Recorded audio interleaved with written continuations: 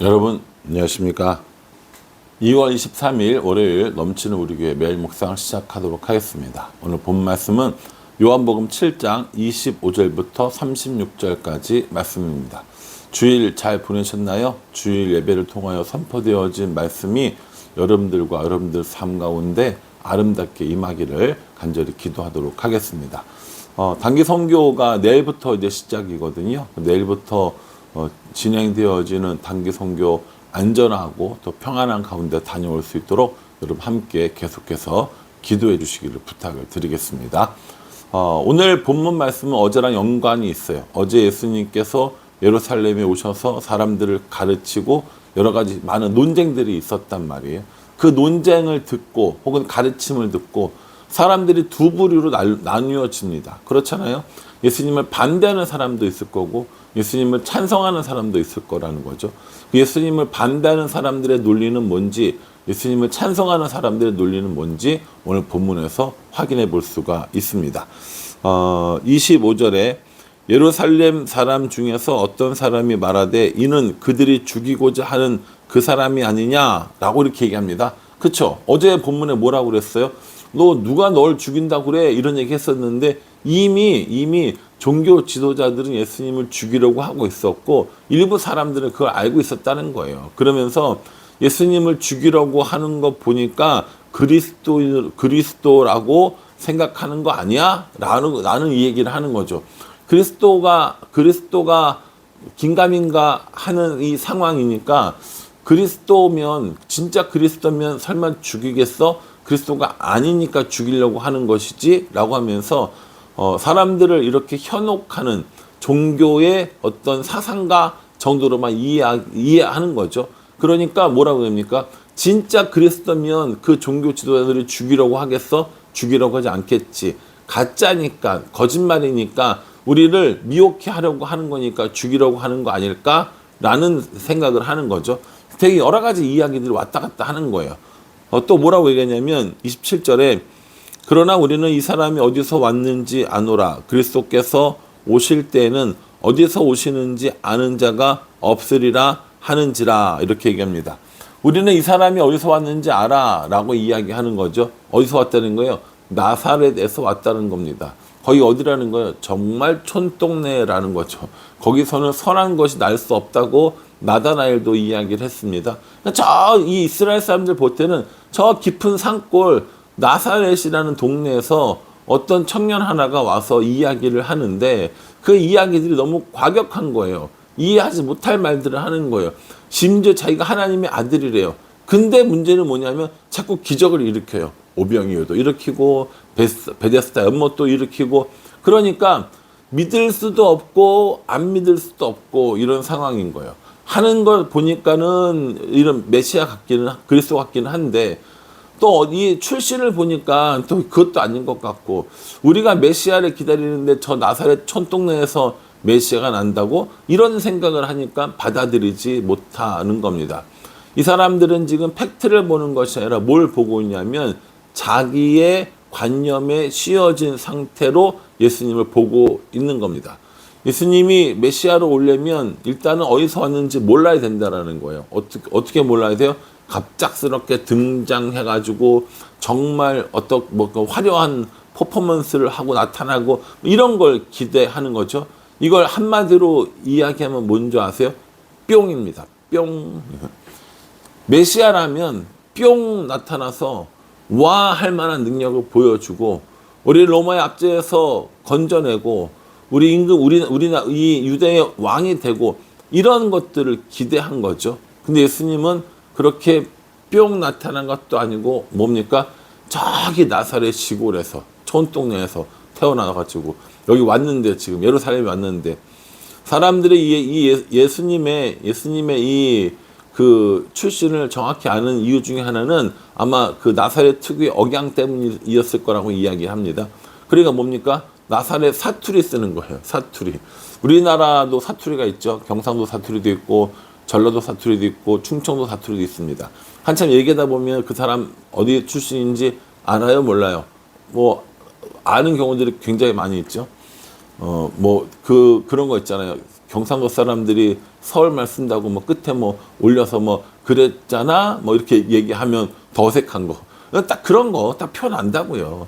예수님도 나사렛 사투리를 쓰셨던 모양인 거죠. 그러니까 나사렛에서 우리가 다 알고 있는데 이런 상태로 예수님이 메시아가 오지는 않아라고 얘기하는 거죠. 예수님이 뭐라고 계시냐면 28절에 예수께서 성전에서 가르치시며 외쳐 이르시되 너희가 나를 알고 내가 어디에서 온 것도 알거니와 내가 스스로 온 것이 아니니라. 나를 보내신 이는 참되시니 너희는 그를 알지 못하나. 이렇게 얘기합니다. 너희들이 내가 어디서 왔다고 안다고 이야기하는데 아니 너희들 내가 어디서 왔는지 몰라. 이렇게 얘기하는 겁니다. 모르죠. 왜냐하면요 하늘에서 오셨기 때문입니다. 그리고 그 하늘에 하나님이 보내신 그 하나님도 명확히 모르기 때문에 사람들은 예수님께서 어디서 오는 게 모르는 게 맞다라는 거죠. 근데 뭐라 해요? 나사렛에서 왔다라는 거예요. 촌에서 왔다라는 거예요. 아무런 이런 뭐 존경하고 이렇게 할 만한 것들도 없다라고 이야기를 합니다. 근데 그건 아닌 거죠. 그건 아니라 정말 예수님께서 오신 것을 사람들이 모르고 있는 상황일 뿐이라는 거죠. 또요, 이렇게 예수님을 반대하는 사람도 있었지만 31절에 보면 무리 중에 많은 사람이 예수를 믿고 말하되 그리스도께서 오실지라도 그 행하실 표적이 이 사람이 행한 것보다 더 많으랴 하니 이렇게 얘기합니다. 그렇죠. 뭐 이 예수님이 아니라 다른 그리스도가 온다 하더라도 이렇게 많은 기적을 행하겠어? 지금 이 이야기 하는 겁니다. 정말 많은 기적들을 행하는 것들을 사람들이 직접 봤잖아요. 눈먼 자를 눈뜨게 하고 병든 자를 고치고 죽은 자를 살리고 아직 일하지 않았지만 어쨌든 그런 일들이 많이 일어나니까 봐봐. 진짜 그리스도, 다른 그리스도가 온다 하더라도 저 사람보다 더 많은 기적을 할 수가 있겠어? 라고 이야기를 하고 있는 겁니다. 예, 그래서 사람들이 서로 편이 갈려지고 나뉘어지면서 저 예수님이 그리스도다, 아니다 하는 이런 많은 논쟁과 논란이 일어나게 된다라는 것이죠. 아마 이거는 뭐 이스라엘 사람들뿐만 아니라 그 시대에서뿐만 아니라 오늘날 우리들도 마찬가지일 겁니다. 여러분 우리나라에 예수님이 몇 명 계신 줄 아세요? 적어도 통계에 잡힌 예수님만 40명 이상이라고 합니다. 얼마 전에 신문 기사에 그 기사 났어요. 자칭 자기가 예수라고 하면서 여러 사람들로부터 돈을 받고 그걸로 성전을 지어야 된다고 이야기를 하는 사람이 있었다고 얘기합니다. 사기죄로 잡혔거든요. 그러니까 참 그게 대단한 거예요.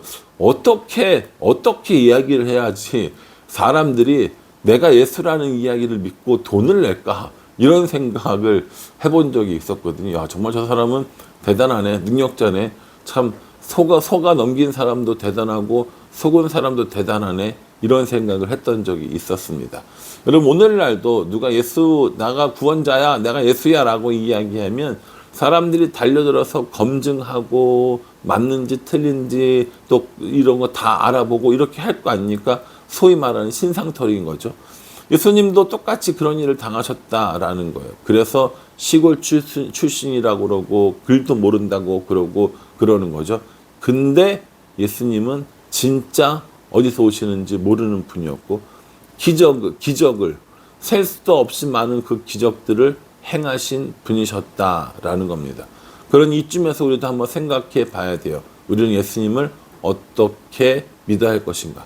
종교적인 사기꾼으로 믿어야 할 것인가? 아니면 우리의 구원자로 믿어야 할 것인가? 구약성경에서 나오던 모든 증언들이 결국 예수님을 향해 있고요. 예수님 자신이 말씀하신 것처럼 죽은 지 3일 만에 다시 살아나셔서 많은 사람들이 보는 가운데 하늘로 승천하신 분입니다.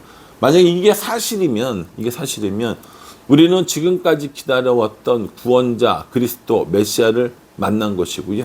그 분을 믿는데 주저하지 말아야 합니다.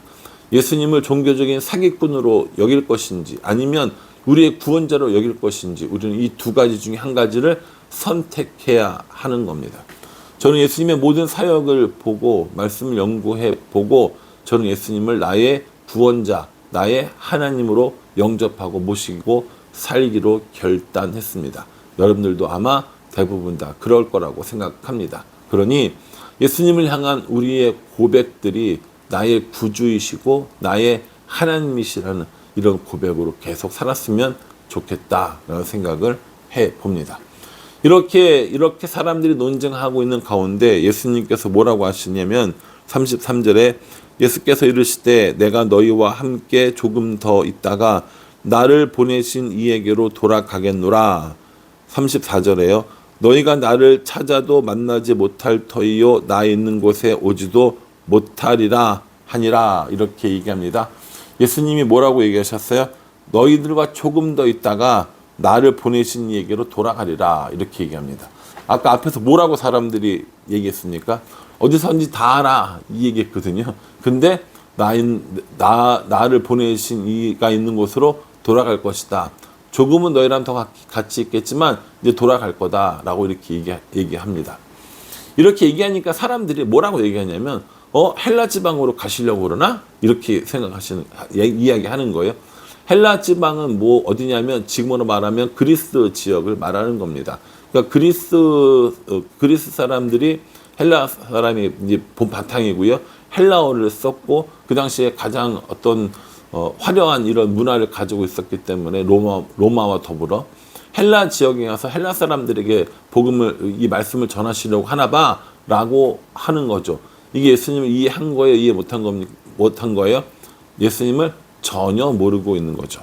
예수님께서는 조금 더 있다가 나를 보내신 이에게로 돌아가리라. 이건 하나님 나라로 돌아가겠다라는 얘기인 거거든요. 그러니까 하늘나라로 돌아간다는 거죠. 하늘나라로 돌아가기 전에 무슨 일이 있어야 됩니까? 부활하셔야 되죠. 부활하기 위해서 뭐가 반드시 필수입니까? 십자가의 죽음이 필수인 거죠. 그 기간 동안은 우리랑 같이 있겠다라는 거예요. 고난당하고 십자가에서 죽으시고 부활하시는 그 동안에는 너희들과 함께 있겠지만 그 이후에는 내가 하나님께로 돌아갈 것이다 라고 이야기하고요. 우리가 이제 다 아는 얘기이기 때문에 더 말씀드리면 하나님께로 돌아가신 그분은 반드시 다시 오십니다. 무엇을 위해 오신다고요? 심판을 위해서 오신다는 거죠.